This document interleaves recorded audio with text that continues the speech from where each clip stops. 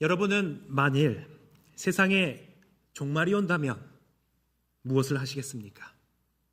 제가 인터넷에서 찾아보니까 세상 사람들은 이 세상에 종말이 찾아온다면 크게 두 가지 반응을 보이더라고요.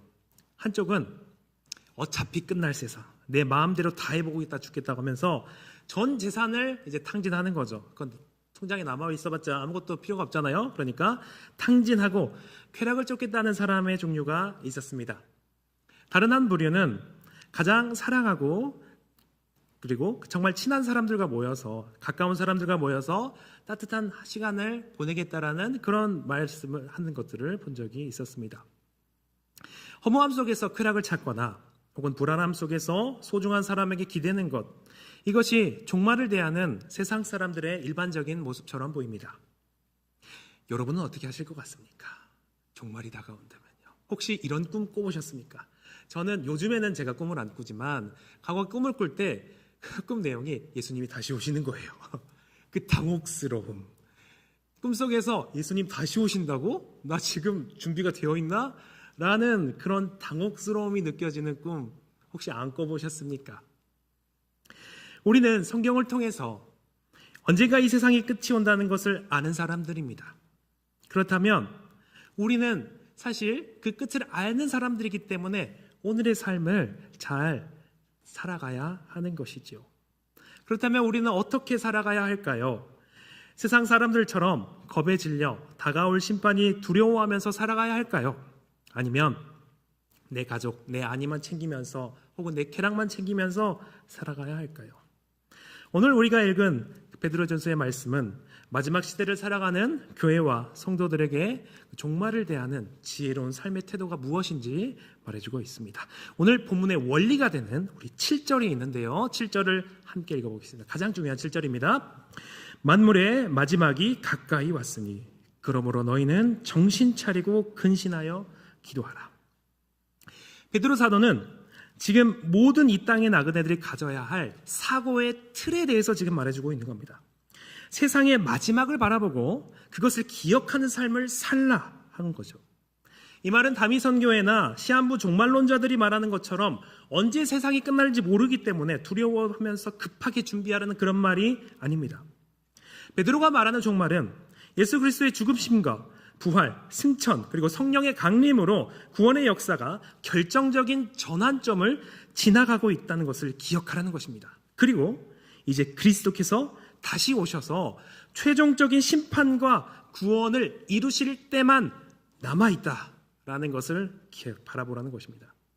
그런데 여기서 우리는 이 7절의 뉘앙스를 조금 주목할 필요가 있습니다. 우리가 개역개정으로 7절을 볼 때 만물의 마지막이 가까웠으니 정신 차리고 깨어서 기도하라 라고 보이죠. 그러니까 기도하라에 방점이 찍히게 됩니다. 그러니까 우리가 종말이 가까울수록 기도해야 된다라고 생각하죠. 틀린 말은 아니지만 오늘 본문에서 사실 말하는 바는 중점적으로 말하는 바는 아닌 것 같습니다. 우리가 헬라어 문법을 고려하자면 사실 7절이 말하는 바는 기도하라에 방점이 찍히는 것이 아닙니다. 이것은 너희가 올바른 기도를 하기 위해서 정신을 차리고 깨어 있으라고 명령하고 있는 것입니다. 이 표현은 단순히 기도하라는 행동 자체를 강조하기보다 올바르게 기도할 수 있는 상태를 갖추라는 방향으로 나타나는 것입니다. 다시 말해서 기도하라가 아니라요, 정신을 차리고 깨어서 기도할 수 있는 상태가 되라 라고 말하고 있는 것입니다. 그리고 이 내용이 오늘 본문 전체를 이해하는 데 굉장히 중요합니다. 오늘 문법과 담화 구조를 고려한다면 이 정신 차리고 깨어 있으라가 11절까지 나오는 오늘 본문의 문맥에서 가장 중추적인 명령이기 때문에 그렇습니다. 그래서 8절과 10절에서 서로 사랑하고 서로 대접하고 서로 봉사하라는 내용이 이어지게 됩니다. 그런데 이 표현들은 7절의 우리 종말론적 권면과 긴밀하게 연결되어서 우리가 마지막 때를 살아가는 성도가 정신을 차리고 깨어서 실제 공동체 안에서 어떤 모습으로 살아가야 하는지를 구체적으로 보여주고 있는 겁니다. 그러므로 오늘 본문은 종말이 가까우니 깨어서 기도하라는 것에 끝나는 것이 아니라 종말을 아는 사람이 무엇에 깨어 있어야 하는지를 풀어내는 말씀이라고 볼 수 있습니다. 그렇다면 말세에 정신을 차리고 깨어있는다는 것은, 근신한다는 것은 무엇을 의미할까요? 단순히 아무 일도 하지 않고 긴장하면서 세상의 종말을 기다리라는 뜻이 아닙니다. 베드로전서의 문맥에서 정신을 차리고 깨어있는다는 것은 한 문장으로 표현하자면 이겁니다. 결산이 있다는 걸 아는 것입니다. 결산이 있다고요. 그냥 살아가는 것이 아니라 죽음과 심판이 있다는 것과 구원과 영광이 있다는 것을 알고 살아가는 것을 의미합니다. 또 만물이 결국 무엇을 향해 가고 있는지, 그리고 그 안에서 내가 무엇인지, 어떤 존재인지를 똑바로 보는 것을 의미합니다. 반대로 정신 차리지 못하고 있다는 것은 어떤 것을 말하고 있을까요? 마지막이 오고 있다는 사실을 알고 있지만 혹은 무시하는 것이죠. 당장 눈앞에 보이는 이 삶의 그 무게들을 더 중요시 여기면서 그리스도인들이 살아가는 것입니다. 지금 앞에 있는 급한 그 돈, 나의 체면, 나의 편안함, 내 시간, 내 감정, 내 유익, 내 문제만을 크게 보고 그것이 마치 전부인 것처럼 살아가는 것이 오늘 본문에서는 정신 못 차리고 잠들어 있다라고 할 수 있는 것이죠. 그러니 종말을 기억하며 깨어있는 사람은 영혼의 관점에서 오늘의 삶을 다시 판단하는 것입니다. 그리스도 안에서 정신 차린 사람은 자신의 남은 삶의 우선순위를 다시 세웁니다. 무엇이 정말로 유익할 것인가? 무엇이 영원할 것인가? 영원 안에서 무엇이 가치 있는 것인가? 라는 이 질문을 우리가 하면서 살아가는 것이죠. 오늘 본문에서 영원하고 또 우리에게 유익한 것, 우리 삶의 목적이자 우리가 추구해야 할 것을 말해주고 있는데 그것이 무엇이냐면 바로 하나님의 영광이라고 말하고 있습니다. 우리 이 관점에서 8절과 9절을 함께 읽어보겠습니다. 무엇보다도 크게 서로 사랑할지니 사랑은 허다한 죄를 덮느니라. 네, 8절과 9절이었고요. 여러분, 우리가 잘 알고 있는 말씀 있죠? 우리 믿음, 소망, 사랑, 이 세 가지는 항상 있을 것인데 그 중에 제일은 사랑입니다. 사랑이죠. 이처럼 우리가 마지막을 생각하는 나그네들은 그 무엇보다도 뜨겁게 사랑해야 됩니다. 사랑은 영원히 있을 거기 때문에 그렇습니다. 그리고 베드로는 오늘 본문에서 특별히 이 뜨겁게 사랑해야 한다는 이유로 사랑이 많은 죄를 덮기 때문이라고 이야기합니다.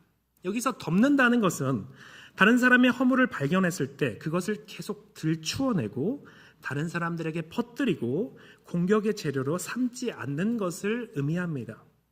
죄가 존재하지 않는 것처럼 만든다는 것이 아니라 죄가 관계를 파괴하지 않도록 용서한다라는 의미에 가깝습니다.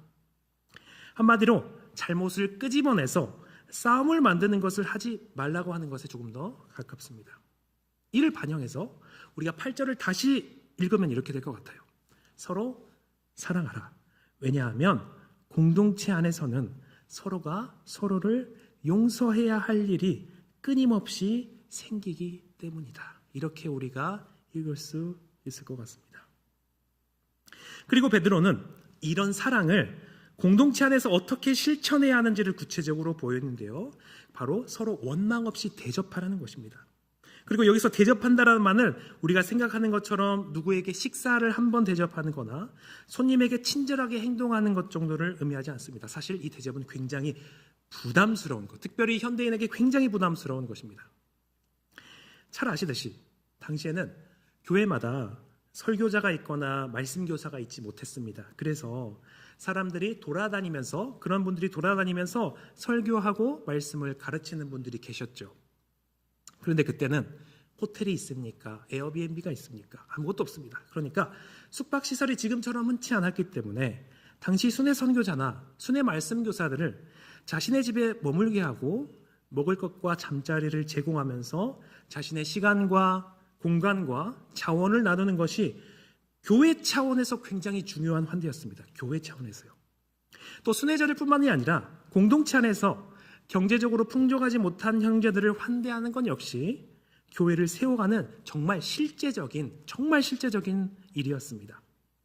그런데 이 봉사하는 과정에서 불평과 원망이 당연히 생길 수 있죠. 왜냐하면 환대에는 비용이 들기 때문에 그렇습니다.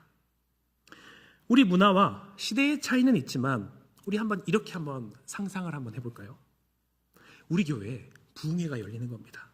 그래서 외부 강사님을 모시게 된 거예요. 그런데 사정이 생겨서 목사님을 우리 집에 모셔야 되는 거예요. 우리 집에요. 며칠간 모셔야 되는 겁니다.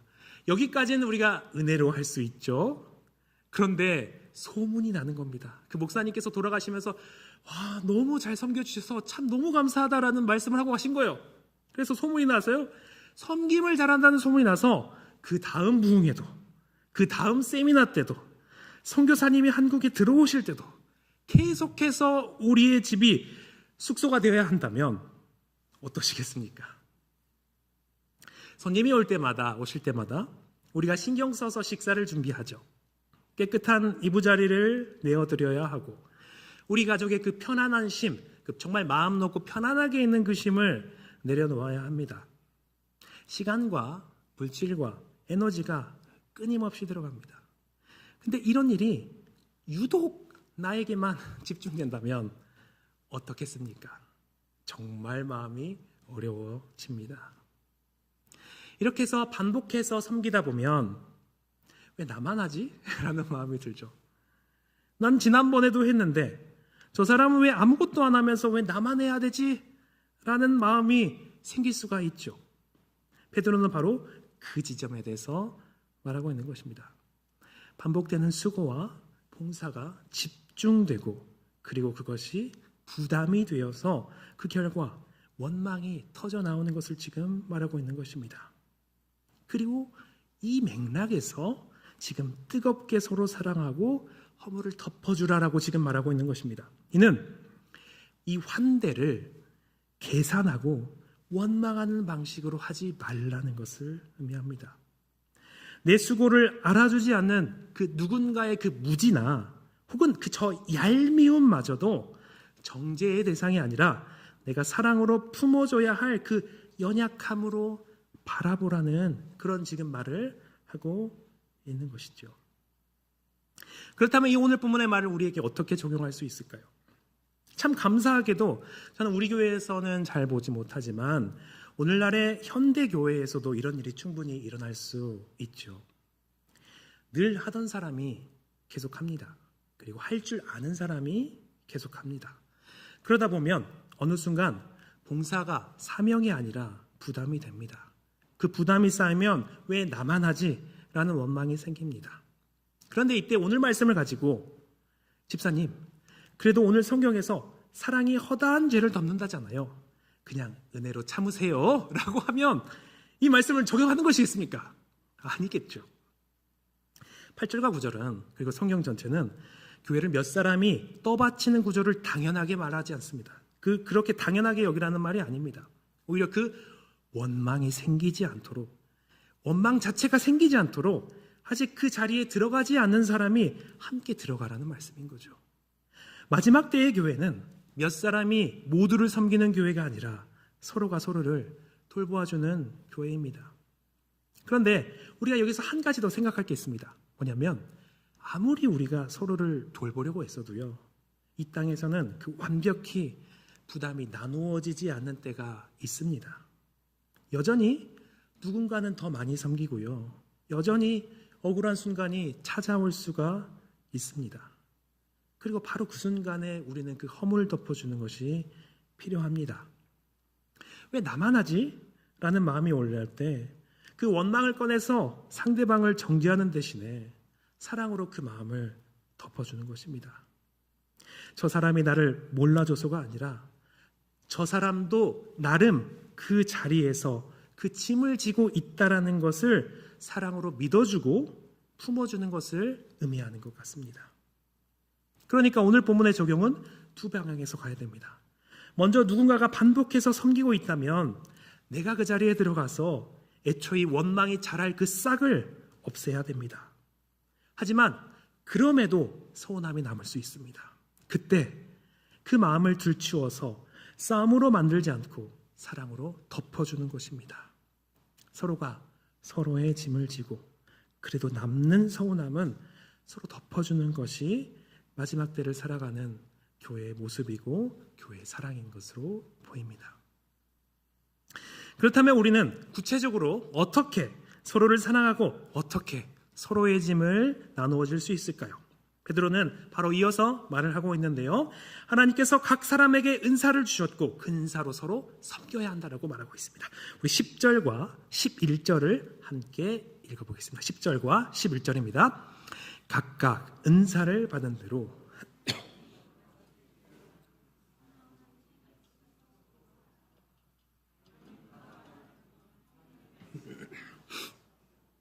누가 봉사하려면 하나님이 공급하시는 힘으로 하는 것 같이 하라. 이는 범사에 예수 그리스도로 말미암아 하나님의 영광을 받으시게 하려 함이니 그의 영광과 권능이 세세에 무궁하도록 있느니라. 아멘. 이 말씀을 통해서 볼 때 마지막 때의 교회가 서로 사랑하고 서로 섬기는 것은 각 사람이 받은 은사를 통해서 서로 섬기는 것입니다. 베드로는 우리를 가르쳐 하나님의 여러 가지 은혜를 맡은 선한 청지기라고 부릅니다. 여러분 청지기 잘 아시죠? 그게 무엇입니까? 청지기는 주인이 아닌데도 주인의 것을 맡아 관리하는 사람입니다. 주인이 맡겨준 것을 주인의 뜻에 따라 사용하는 사람입니다. 우리가 하나님께 받은 은사도 마찬가지입니다. 여기서 모든 사람이 받았다고 합니다. 그 은사의 분량이 차이가 있겠지만 모든 사람이 받았습니다. 그러니까 하나님께서도 우리에게 맡기신 것입니다. 그리고 그 은사는 크고 적든 서로를 섬기기 위해서 주셨고 이것이 은사를 주신 그 하나님의 뜻입니다. 그래서 우리가 서로 섬겨야 되는 거죠. 11절에서처럼 어떤 사람은 말하는 은사가 있습니다. 지금 베드로는 우리 성경에서 신약 성경에서 되게 은사의 목록 리스트가 몇 가지가 있는데 베드로는 오늘 딱 두 가지로 나누고 있습니다. 말하는 은사로 말하고 있는데요. 말씀을 가르치고 우리가 교회에서 공과를 인도하고 누군가에게 하나님의 말씀으로 권면하는 그런 일들을 그런 은사를 말하고 있죠. 그리고 또 어떤 사람은 봉사하는 은사로 섬긴다고 합니다. 이 은사는 보이지 않는 곳에서 청소하고 음식을 준비하고 어려운 사람들을 돌봅니다. 어떤 사람은 위로하고 격려하는 것으로 섬기고 어떤 사람은 기도로 섬깁니다. 봉사하는 은사로 섬기는 것이죠. 모두가 같은 일을 하는 것은 아닙니다. 그러나 방향은 같습니다. 하나님께 받은 은혜가 나에서 멈추지 않고 서로에게 흘러가게 하는 것입니다. 그리고 가장 중요한 점은 이 은사를 통한 섬김은 내 힘으로 하는 것이 아닙니다. 하나님께서 주신 힘으로 섬기라고 지금 말하고 있는 것이죠. 그런데 오늘 본문을 보면 자세히 보시잖아요. 그러면 굳이 하나님의 말씀을 하는 것 같이 하라라고 합니다. 그렇죠? 하는 것처럼 하라. 또 하나님이 공급하시는 힘으로 하는 것 같이 하라. 하는 것처럼 하라라고 말하고 있습니다. 그런데 잘 생각해 보면 사실 의미는 같습니다. 비슷합니다. 하나님이 주시는 힘으로 하라는 거잖아요. 그런데 굳이 이렇게 말할 필요가 있을까요? 그냥 하나님의 말씀만 전해라 라고 하면 되잖아요. 그리고 하나님이 공급하시는 힘으로 해라 라고 할 수 있잖아요. 그런데 왜 굳이 뭐뭐같이 뭐뭐처럼 이라고 붙여서 말을 했을까요? 그런데 바로 이 아무것도 아닌 것 같은 이처럼이 호스가 여기에서 우리가 은사를 가지고 어떻게 섬겨야 하는지를 나타내고 있습니다. 예전에 어떤 목사님이 교회 안에서 어떤 사람에게 봉사와 사역을 맡길 때 교회들이 잘못된 동기부여를 하는 경우가 있다는 것을 말씀하시는 것을 제가 들은 적이 있습니다. 교회가 봉사나 섬김을 하지 않으려는 사람에게 봉사와 사역에 참여시키기 위해서 잘못된 동기부여를 한다는 것입니다. 제가 우리 교회 내에서 정말 열심히 섬기는 우리 동역자님들을 볼 때 제가 말씀은 잘 안 드리지만 정말 참 감사하고요. 참 애쓰심을 볼 때마다 정말로 기도합니다. 하나님께서 이 애쓰심을 꼭 기억하시고 갚아주시라고 목자된 마음으로 항상 기도합니다. 그리고 그 마음을 표현하기도 하죠. 참 감사합니다. 참 애쓰십니다라고 표현하기도 합니다.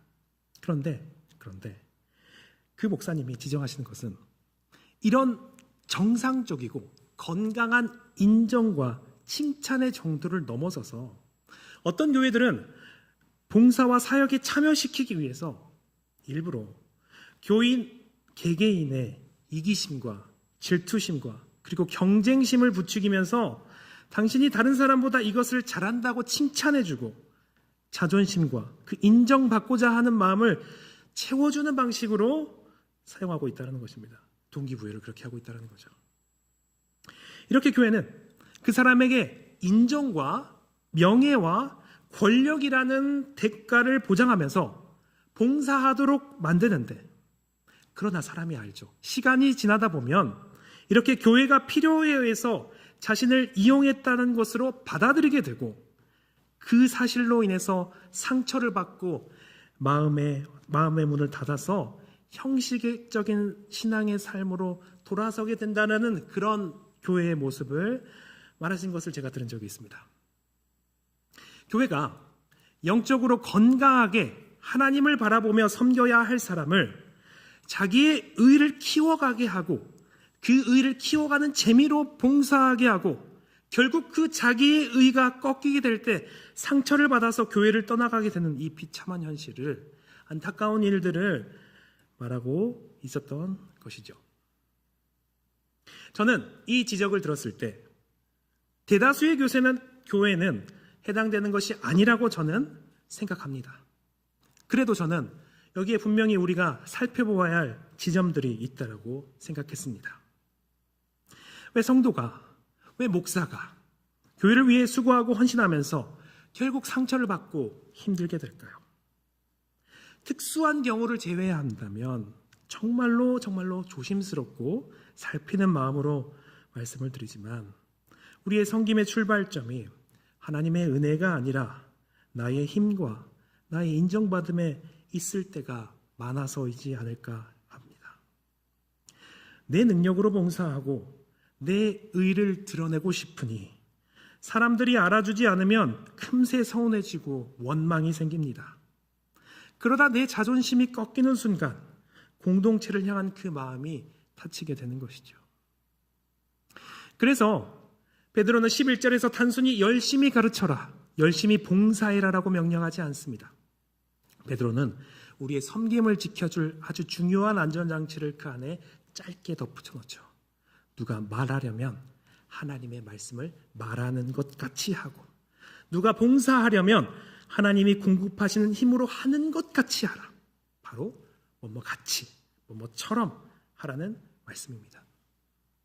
우리가 우리말로 뭐뭐같이, 뭐뭐처럼이라고 읽을 때 마치 진짜는 아니지만 그런 척 흉내를 내라고 받아들일 수 있지만, 그런 의미가 아니라 이는 오늘 이것이 말하는 것은 무엇이냐면, 말하는 사람과 섬기는 사람이 어떤 자세와 태도로 자신의 은사를 사용해야 되는지를 지금 말해주는 표현인 겁니다. 이 말은 하나님의 말씀을 대언할 때 내 생각이나 내 지혜를 말하는 것이 아니라 하나님의 말씀을 맡아 전하는 사람이라는 사실을 명심하고 그의 합당한 무게감과 진실함을 가지고 말하라고 하고 있는 거죠. 봉사할 때도 마찬가지입니다.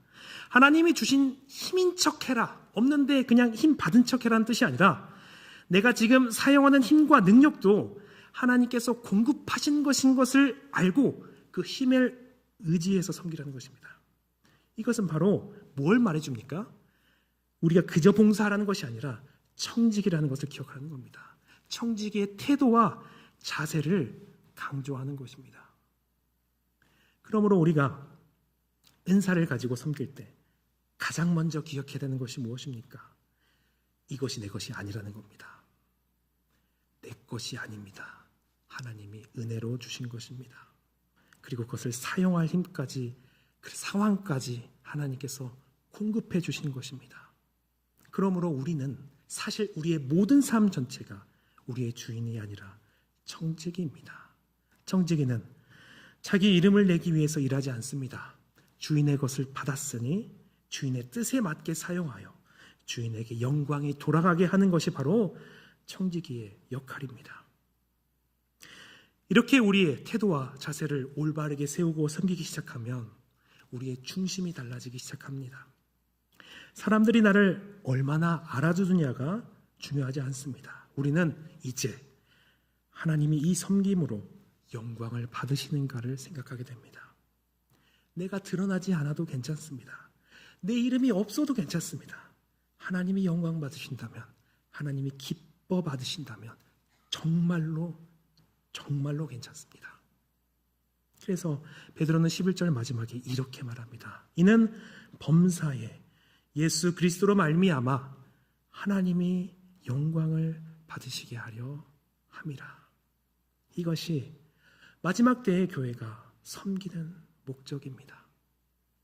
우리가 사랑하는 것도, 우리가 대접하는 것도, 각각 은사로 봉사하는 것도 결국 하나의 방향을 향합니다. 바로 하나님께서 영광을 받으시는 것입니다. 그리고 이것이 오늘 본문이 우리에게 보여주는 마지막 때의 교회의 모습입니다. 말세의 세상은 자기 자신을 더 크게 생각합니다. 자기의 유익을 붙들고 자기의 욕망을 따라가고 자기의 이름과 영광을 위해 살아갑니다. 그러나 마지막 때의 교회는 정반대로 살아갑니다.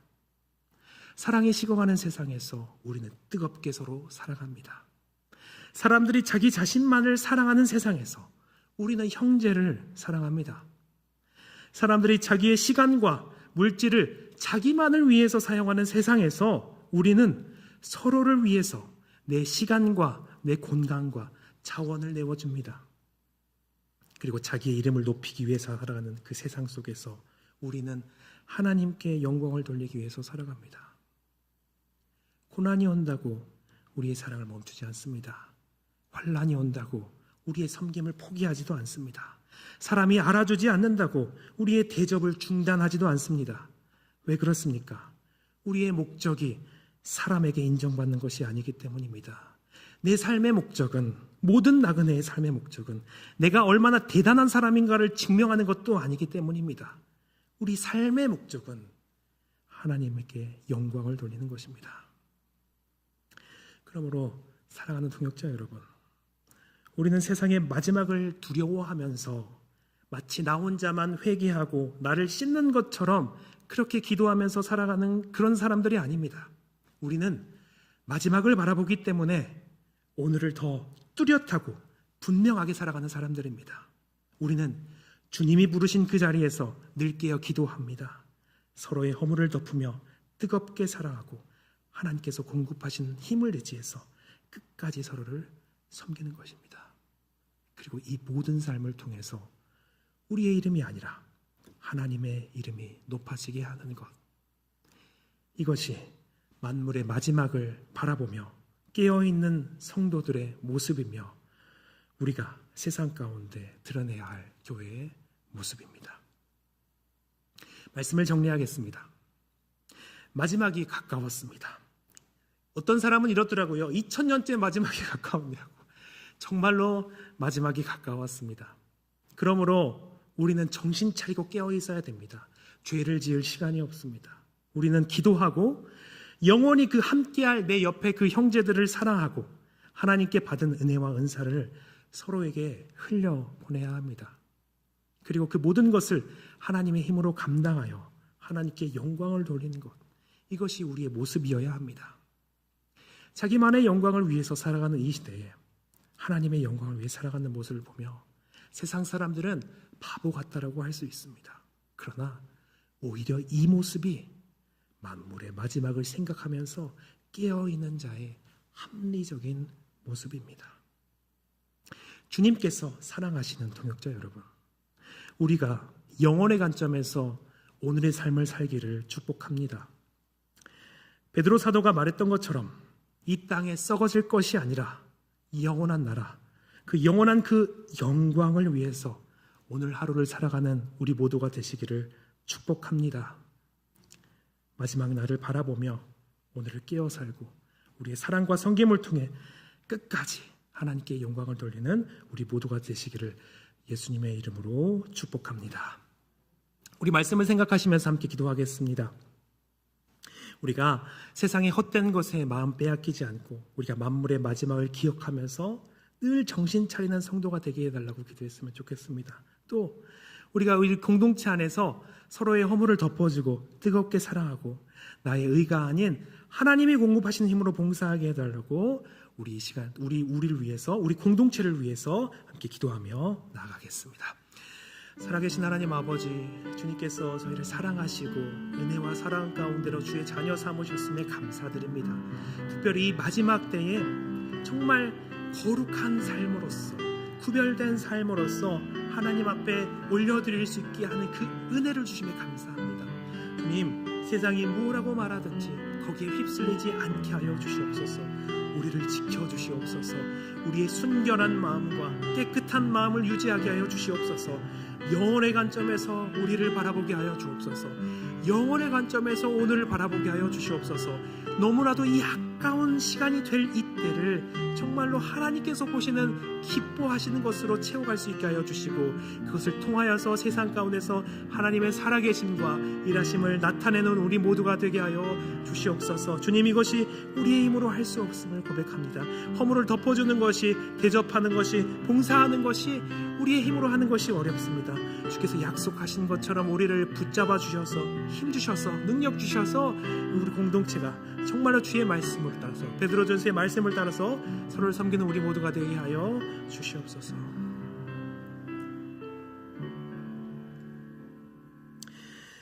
하나님 아버지, 오늘 말씀을 통해서 마지막 때를 살아가는 교회의 참 모습을 돌아보게 하시니 감사합니다. 저희가 세상의 헛된 욕망에 휩쓸리지 않고 늘 영혼의 관점에서 깨어 기도하는 지혜를 허락하여 주시옵소서. 내 힘과 내 자존심이 아니라 주님께서 공급하신 힘으로 또한 서로의 허물을 덮어주며 뜨겁게 사랑하게 하여 주시옵소서. 또한 우리의 삶과 모든 섬김을 통해서 나의 이름은 감추어지고 오직 하나님의 이름만 영광 받으시기를 원합니다. 예수 그리스도의 이름으로 기도드립니다.